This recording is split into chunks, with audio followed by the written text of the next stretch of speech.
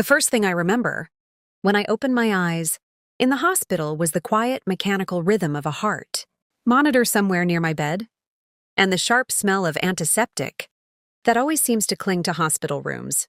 No matter how wide the windows are opened, my head felt heavy and my body moved slowly as if someone had wrapped invisible weights around my arms and legs during the night.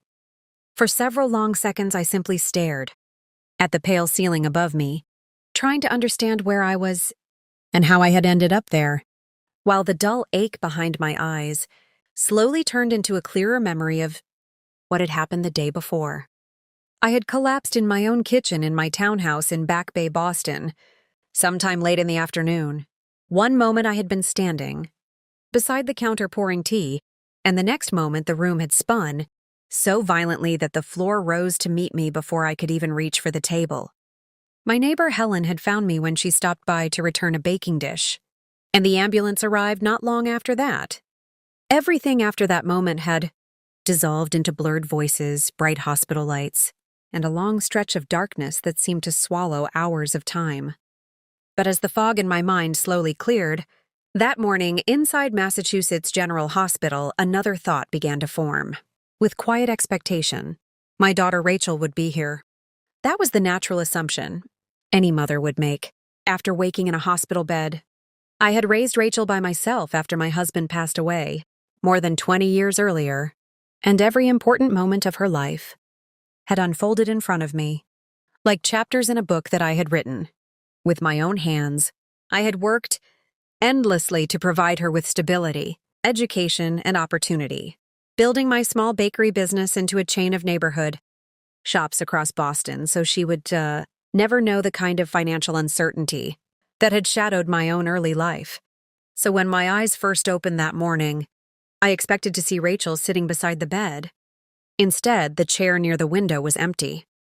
I told myself that she had probably stepped out for coffee or was speaking with a doctor somewhere in the hallway, and I remained patient for a while, watching the quiet movement of nurses passing the doorway while the minutes stretched slowly into nearly an hour. Eventually, a nurse entered the room and noticed that I was awake. She smiled kindly while adjusting the machines beside my bed, explaining that I had experienced a severe drop in blood pressure that had caused me to faint, and that the doctors wanted to keep me under observation for another day or two just to make sure my heart was stable. I nodded quietly while she spoke, but my attention remained focused on one simple question that finally slipped out of my mouth. Had my daughter arrived? The nurse glanced at the chart in her hand and shook her head gently. No visitors had been recorded yet. Her answer surprised me more than I expected. Rachel lived less than 20 minutes away, in Cambridge, and Helen had promised to call her as soon as the ambulance left my house. Even if Rachel had been busy with work or errands, I had assumed she would have appeared sometime during the night. Still, I tried to dismiss the thought. Life was complicated, and emergencies rarely happened at convenient times. An hour later, however, something happened that quietly changed the way I would look at my daughter forever. My neighbor Helen Carter, who had lived across the street from me for more than 15 years, arrived at the hospital carrying a small bag filled with personal items from my house. Helen was 72 years old, but she possessed the kind of steady energy that made her seem far younger whenever she walked into a room. She greeted me warmly and placed the bag on the table beside my bed. Inside were my glasses, my phone, and a few other things she thought I might need while I recovered. But there was something unusual in Helen's expression that I noticed almost immediately. Her smile looked forced. Her eyes held a tension that did not belong in a simple hospital visit. I asked if everything was all right. Helen hesitated. For several seconds, she seemed to debate whether she should say something at all. Then she slowly pulled the visitor chair closer to my bed and lowered her voice in a way that made my chest tighten before she even spoke. The night before, after the ambulance had taken me to the hospital, Rachel and her husband, Daniel Pierce, had arrived at my townhouse. At first, Helen had assumed they were simply coming to check on the house or gather some belongings for me. But instead of acting worried or concerned, they had walked through the property with an unfamiliar man who appeared to be some kind of real estate agent. Helen had watched from her window across the street as the three of them moved from room to room. They opened closets. They measured walls. They spoke quietly while pointing at different parts of the house as if they were evaluating the property for something much bigger than a temporary visit. Then, according to Helen, she heard Rachel say something that made her step away from the window in disbelief. Rachel had told the man that the house would likely be available soon. When Helen repeated those words to me, in the hospital room, a strange stillness spread through my chest. For a moment, I wondered if there had been some misunderstanding, but Helen continued speaking, explaining that Daniel had even discussed potential listing prices for homes in the Back Bay neighborhood, mentioning how valuable the property would be once it was placed on the market. The most unsettling part of Helen's story was the casual way they had talked about it. There had been no urgency, no concern, no mention that the owner of the house was still lying in a hospital bed only a few miles away. As Helen finished speaking, I slowly leaned back against the pillow, behind my head, while a quiet realization began forming inside my mind. My daughter had not rushed to the hospital when she heard I had collapsed. Instead, she had gone to my house, and she had brought a real estate agent with her. At that moment, the machines beside my bed continued their steady rhythm, but something inside me had already begun to change. Because for the first time in my 67 years of life, I began to wonder whether my own daughter had been waiting for the moment when I would no longer be able to stop her. And deep down, a colder thought slowly followed that realization. Maybe Rachel believed that moment had already arrived. The strange thing about betrayal is that it rarely arrives like a sudden explosion. Most of the time, it arrives quietly, almost politely, slipping into your life, through small moments that only begin to make sense when you finally step back and see the entire pattern forming in front of you, lying in that hospital bed at Massachusetts General Hospital, while the steady sound of medical equipment echoed through the room. I began to replay the previous years of my life in a way I had never allowed myself to do before.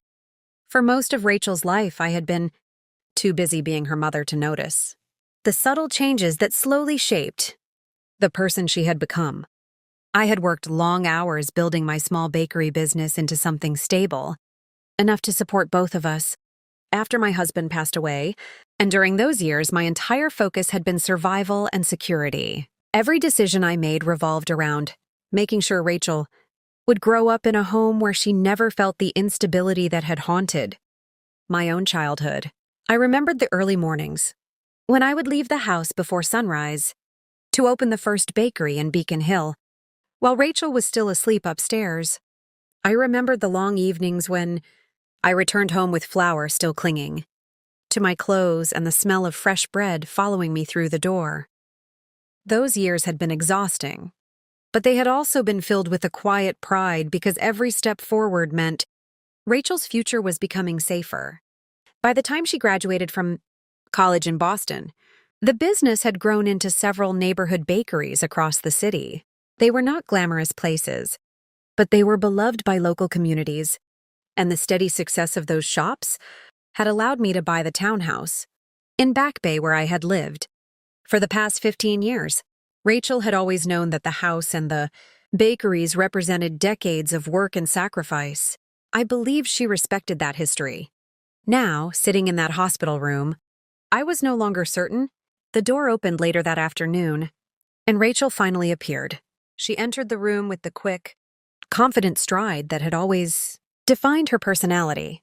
She was 39 years old now, tall and sharply dressed in a way that reflected the professional world she had chosen for herself. Her husband, Daniel Pierce, followed closely behind her, carrying the kind of relaxed posture that people often mistake for charm. Rachel greeted me with a polite smile and asked how I was feeling. Her voice sounded calm, almost routine, as if she were visiting a colleague rather than her mother who had collapsed less than 24 hours earlier.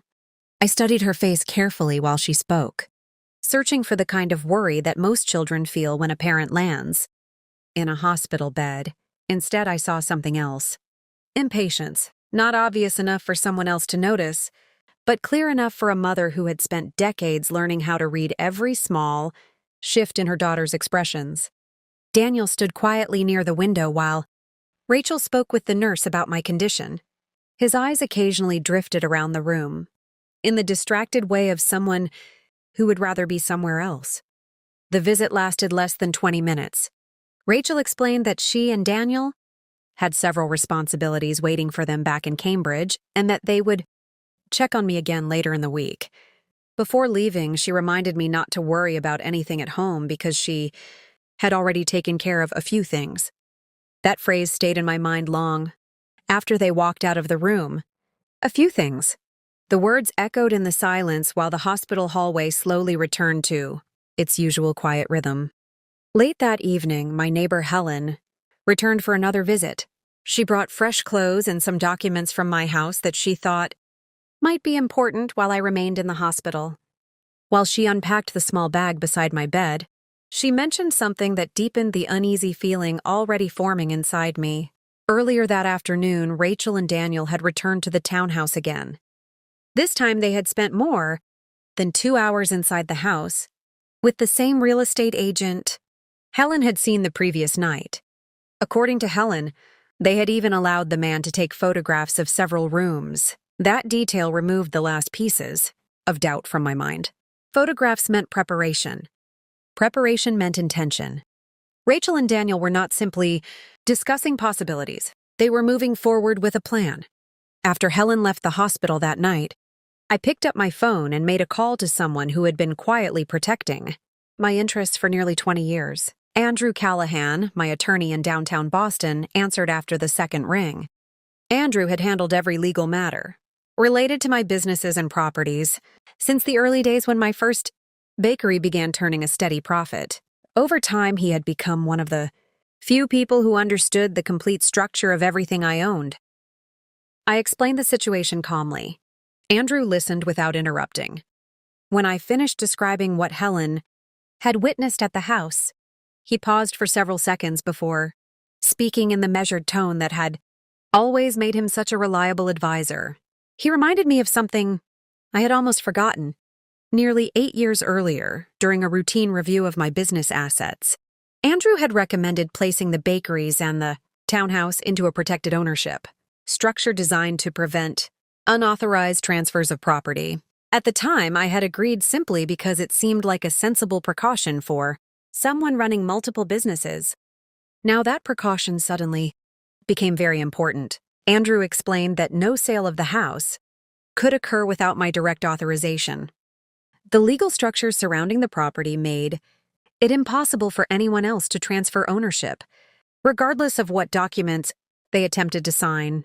Rachel and Daniel might believe they were preparing the house for sale, but legally speaking, they were standing in front of a locked door without the key. When Andrew finished explaining the situation, I felt a strange calm settle over me. For the first time since Helen had described Rachel's behavior, the confusion and hurt began to shift into something more focused. Clarity. Rachel and Daniel believed they were acting quietly while I remained weak and unaware inside a hospital room. They believed time was on their side. They believed I was too vulnerable to notice what they were doing. The reality was very different. I thanked Andrew for his advice and ended the call. Then I placed the phone back on the table beside my bed and stared out the window at the lights of Boston Harbor, glowing in the distance. For most of my life, I had approached every challenge as a mother first. I protected Rachel. I forgave her mistakes. I explained away the moments when she disappointed me. But lying there in that hospital room, I realized something important. Rachel was no longer behaving like a daughter. She was behaving like someone waiting for an opportunity, and opportunities have consequences. By the time I closed my eyes that night, one quiet decision had already taken shape in my mind. Rachel and Daniel believed they were preparing to take something from me. What they did not realize was that I was already preparing to teach them a lesson they would remember for the rest of their lives. Hospitals have a way of forcing people to sit quietly with their thoughts for longer than they expect. The long white hallways of Massachusetts General Hospital seemed to stretch endlessly during the days that followed, and the slow rhythm of recovery gave me something I had not experienced in years. Time to observe. Time to remember. Time to understand the quiet distance that had grown between my daughter and me, without my noticing it clearly before. Rachel did visit the hospital, once more before I was discharged, although the visit felt more like an obligation than genuine concern. She arrived late in the afternoon, wearing the same confident expression she carried into every professional meeting in her career. Daniel stood beside her again, calm and observant, saying very little while Rachel spoke. She asked about the doctor's recommendations and explained that she had already begun looking into future arrangements. That might make life easier for me. The way she said those words suggested something carefully prepared rather than something spontaneously discussed. Future arrangements. The phrase sounded polite, but behind it I could hear the quiet assumption that my life was already moving toward decline. She spoke as if she were gently guiding me toward a smaller, quieter existence where she and Daniel could manage things on my behalf. I listened without interrupting. Years earlier, I might have defended myself or asked direct questions about the strange activities Helen had witnessed at the townhouse. But the conversation with Andrew Callahan had already given me the clarity I needed. I understood exactly what Rachel and Daniel believed they were doing, and I understood something else even more important. They believed I was weak. When Rachel left the hospital that evening, she seemed satisfied, as if she had successfully planted the idea that my future required her guidance. She promised to visit the house later that week to organize a few things before I returned home. 2 days later, the doctors cleared me for discharge. Helen arrived early that morning to help me leave the hospital. As we drove through the familiar streets of Boston, the city looked almost unchanged from the view I had known for decades. The brick buildings of Back Bay, the steady movement of traffic along Commonwealth Avenue, and the quiet rhythm of people walking through neighborhoods filled with history all reminded me how much of my life had been built here. Yet the closer we came to my townhouse, the more I felt a different kind of awareness settling into my mind. When Helen pulled the car to the curb in front of my house, the first thing I noticed was the small group of people standing near the entrance. Rachel and Daniel were already there. Beside them stood the same real estate agent Helen had described earlier, holding a tablet and several folders as if he were preparing for a presentation. For a moment, I remained seated inside the car, studying the scene carefully, before opening the door. Rachel's expression changed slightly when she saw me step onto the sidewalk. The surprise in her eyes lasted only a second before she quickly replaced it with a polite smile. Daniel greeted me with the same calm indifference he had shown in the hospital. The real estate agent looked confused, clearly unsure why the supposed owner of the property had appeared unexpectedly during what appeared to be a business discussion. Rachel approached me with the confident tone she often used when she believed she was guiding a situation toward a logical outcome. She explained that she and Daniel had been reviewing the possibility of selling the townhouse because it might be easier for me to move somewhere smaller and more manageable. Her voice remained smooth and controlled while she spoke, but something inside that explanation carried a quiet assumption. The decision had already been made. I listened carefully while she described how the sale of the house could provide financial flexibility for everyone involved. She mentioned that Daniel had already researched potential buyers interested in properties located in Back Bay and that the market conditions were very favorable. Then something happened that finally revealed the full depth of Rachel's thinking. The real estate agent asked a simple question. He asked whether I had approved the listing documents. Rachel answered before I had a chance to speak. She explained calmly that her mother was recovering from health issues and that she and Daniel were handling the practical decisions for the family. Standing there on the sidewalk in front of my own house, I realized that Rachel was not simply trying to sell my property. She was presenting herself as the person already in control of my life. Helen remained beside me quietly while the conversation unfolded. The small group of neighbors walking through the street began to slow down slightly, sensing the tension building in front of the townhouse. Rachel continued explaining the advantages of the sale while the real estate agent listened carefully. For a moment, I allowed the situation to continue without interruption. Then I spoke. My voice remained calm and steady, but the words carried a clarity that stopped Rachel in the middle of her explanation. I informed the real estate agent that no sale of this property could occur under any circumstances without my direct authorization. The agent looked confused and glanced toward Rachel for clarification. Rachel attempted to maintain control of the conversation by explaining again that she was simply helping manage things while I recovered. That was when I introduced the final piece of truth that Rachel had completely overlooked. The townhouse, along with every bakery I owned in Boston, had been placed under a protected ownership structure years earlier through legal arrangements managed by Andrew Callahan. Those protections meant that no document, no listing agreement, and no transfer of ownership could occur without my explicit signature. Rachel's expression changed in a way I had never seen before. For the first time since she had begun speaking about selling the house, her confidence disappeared. The real estate agent slowly closed the folders in his hands while the realization settled into the conversation. There was no property available for sale. Rachel attempted to argue that she had only been trying to help organize my future, but the explanation sounded hollow now that the situation had become clear. What hurt the most was not the attempted sale itself. It was the certainty Rachel had shown while making decisions about my life without even asking whether I agreed with them. I looked at my daughter carefully while the quiet street around us returned to its normal rhythm. Then I told her something she had not expected to hear. I informed Rachel that I would indeed be selling the townhouse, but I would be the one making that decision. Not because I needed help managing my life, and not because someone else believed. I was too weak to decide for myself.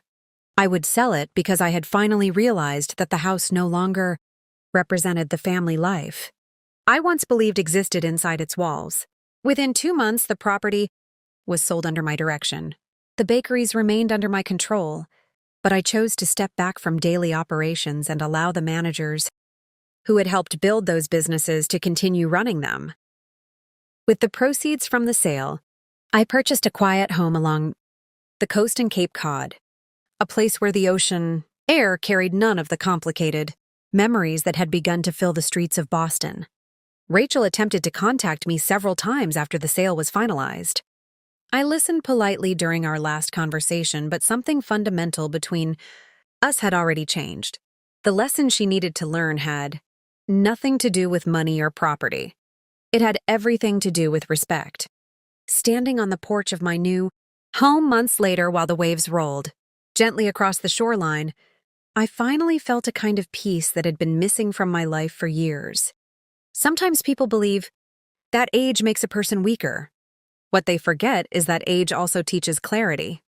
And clarity has a way of revealing exactly who deserves to remain in your life. Greed often disguises itself as concern, and the people who try to control your life will often insist they are doing it for your benefit. The truth is that respect cannot survive in a relationship where one person quietly waits for the other to lose their strength.